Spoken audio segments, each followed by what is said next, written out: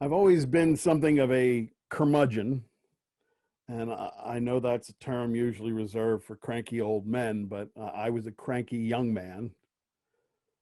I preferred being a pessimist because, logically speaking, pessimists can only be right or pleasantly surprised, and an optimist has to deal with almost constant disappointment.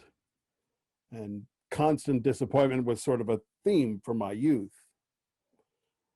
I think the phrase was most commonly used right next to does not work up to potential by my teachers. Uh, I think I made the mistake of buying the line that school was supposed to be about learning when it was mostly about obeying. My teachers seemed more concerned about my ability to regurgitate information in an approved format than they were about my ability to understand and use the information. But I mean, I can't really blame them very much. My teachers were exhausted. They had just finished educating the baby boomer generation, and most of them were just tired. So depending on whose calendar you use, I was either the last year of the baby boomers or the first year of the not baby boomers. And by the time I was in high school, late 70s, early 80s, that generation had gone through the school system like locusts. And the teachers were beat, and the school was beat. The whole country kind of felt beat. It was like a Greyhound bus stop in some old used up Rust Belt city. I mean, it was still marble and mahogany, but it was covered with a layer of soot and smelled like urine. Like a lot of kids my age, I had that dream of hitchhiking across the country, meeting people from all walks of life and maybe finding a new place or a new way to live. And we'd all heard stories of people doing it, hitching the back roads off the interstate and picking up odd jobs to make money and sleeping in haylofts and making it out to that commune in California just in time for the 5 o'clock orgy. You know, that story.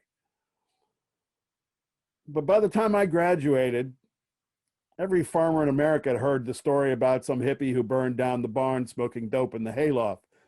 So they weren't as friendly as they once were. So I figured, what's the point?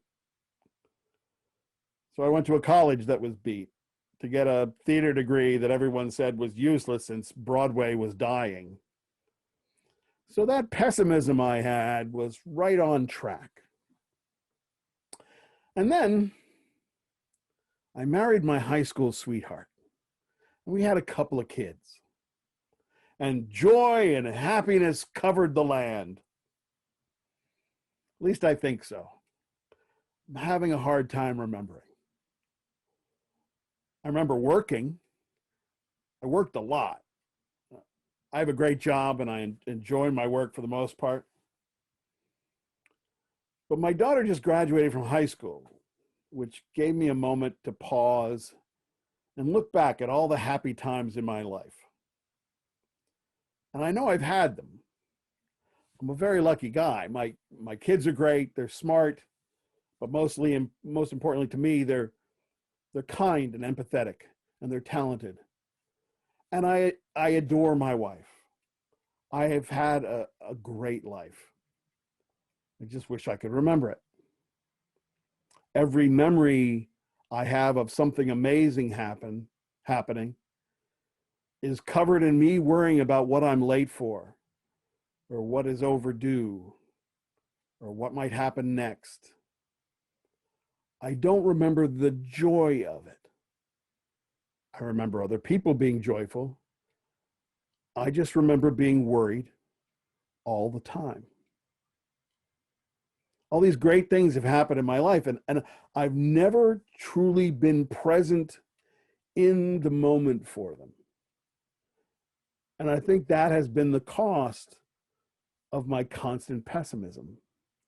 I've spent all my time waiting for the other shoe to fall on me. And I've been so worried about being sad that I've missed many, many opportunities to be happy. So I've decided from here on out, I'm going to rid myself of my natural pessimism and just be as joyous as fuck. From here on out, I am on the happy train, and it's an express train to euphoria, and it's not one of these awful American trains. It's one of those Japanese bullet trains that goes 200 miles an hour or whatever, and you better be on the train with me or get the hell out of the way, because I will very happily roll right the hell over you on my way to ecstasy. I am a curmudgeon no more. Or maybe I will after they legalize the weed, but I am going to be the mayor of Cheerfultown. Happy days are here, baby, and you're welcome to join me.